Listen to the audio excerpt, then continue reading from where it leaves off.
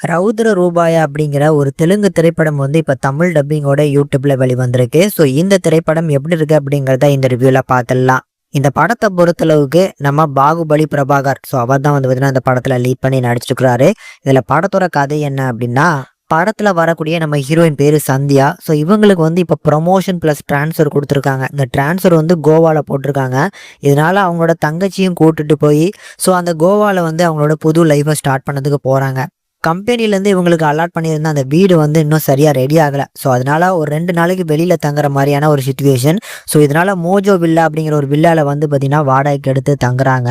So அந்த வில்லாக்கு பக்கத்தில் தான் வந்து எக்ஸ் மிலிட்ரி மேனாக வரக்கூடிய நம்ம பாகுபலி பிரபாகர் அவர் வந்து பார்த்தீங்கன்னா தங்கியிருக்கிறாரு. இவருக்கு தலையில பட்ட காயத்தினால அப்பப்போ வந்து பார்த்தீங்கன்னா ஒரு சைக்கோபாத்தா மாறிடுறாரு. சொந்த மனைவியை கொண்டுட்டாரு, அதுக்கப்புறம் பையனை கொலை பண்ணிடுறாரு. இது எல்லாத்தையுமே ஒரு கட்டத்தில் வந்து நம்ம 2 ஹீரோயின்ஸ், அதாவது ஹீரோயினும் அவங்களோட தங்கச்சியும் பார்க்க அந்த வீட்டுக்குள்ளேயும் லாக் ஆயிடுறாங்க. அந்த வீட்டுக்குள்ள நம்ம இப்படிப்பட்ட ஒரு சைக்கோவா இருக்கக்கூடிய நம்ம வில்லன் கிட்ட இருந்து நம்ம ஹீரோயின்ஸ் எப்படி தப்பிக்க போறாங்க அப்படிங்கிறதா அந்த படத்தோட மெயின் கதையே. இந்த படத்தை பொறுத்தளவுக்கு கதையெல்லாம் கேட்கறதுக்கு நல்லா இருக்கு. ஸ்க்ரீன் பிளே தான் அந்த அளவுக்கு எஃபெக்டிவா கண்டிப்பா பண்ணவே இல்லை. இந்த டோன்ட் பிரீத் அப்படின்னு ஒரு ஹாலிவுட்ல ஒரு மூவி உண்டு. இந்த மூவியோட கான்செப்ட்ல எக்கச்சக்கமான படங்கள் வந்து பார்த்தீங்கன்னா டிஃப்ரெண்டா எடுக்க ட்ரை பண்ணியிருக்காங்க. அந்த வகையில நம்ம மலையாளத்துல கூட உணும்புன்னு சொல்லி சூப்பரா எடுத்திருப்பாங்க.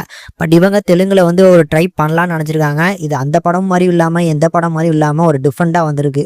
முக்கியமா இந்த படத்துல எதுவுமே சரியில்லை அப்படின்னு தான் சொல்லுவேன். வயலன்ஸா இருக்கட்டும், ஆக்ஷன் சீக்வன்ஸா இருக்கட்டும், பிளட் ஸ்டைனா இருக்கட்டும், இந்த மாதிரி எந்த ஒரு விஷயத்தையுமே ப்ராப்பரா ஹேண்டில் பண்ணாம ஏதோ தனமா இருக்கிற மாதிரி தான் அந்த படத்தை எடுத்து வச்சிருக்காங்க.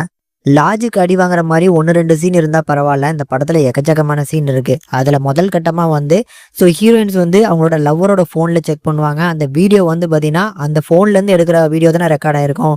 அது எங்கெல்லாம் அந்த கேமரா போயிருக்கும் அப்படிங்கிறத நீங்க நோட் பண்ணுங்க. ரெண்டாவதா ஒரு கேமராவை பார்ப்பாங்க. அதுக்குள்ளேயும் வந்து பாத்தீங்கன்னா யாருப்பா இந்த கேமரா வச்சு ரெக்கார்ட் பண்ணாங்க அப்படிங்கிறதும் தெரியாது.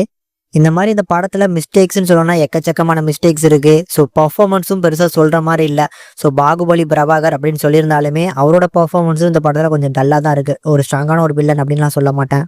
மற்ற கேஸ்டிங்ஸ், அதாவது நம்ம ஹீரோயின் அவங்களோட தங்கச்சின்னு சொல்லி மற்ற கதாபாத்திரங்களும் ஒரு ஆவரேஜான ஒரு பர்ஃபார்மன்ஸ் தான் பண்ணி கொடுத்துருக்காங்க. அதனால ஒரு பிலோ ஆவரேஜான ஒரு மூவி தான், முடிஞ்சா ட்ரை பண்ணி பாருங்க. தமிழ் டப்பிங்கோட யூடியூப்ல ஃப்ரீயா இருக்கு அப்படிங்கிறதுனால உங்களுக்கு பொழுது போகல அப்படின்னா வேணா ட்ரை பண்ணலாம் அந்த படத்தை. ஃபேமிலி வாட்சபிள் அப்படின்னு கேட்டிங்கன்னா பிளட் ஸ்டெயின்ஸுமே அந்த அளவுக்குலாம் ஹெவியான ஒரு பிளட் ஸ்டெயின்லாம் சொல்ல மாட்டேன். அதனால கொஞ்சம் ஃபேமிலியோட ட்ரை பண்ணலாம்.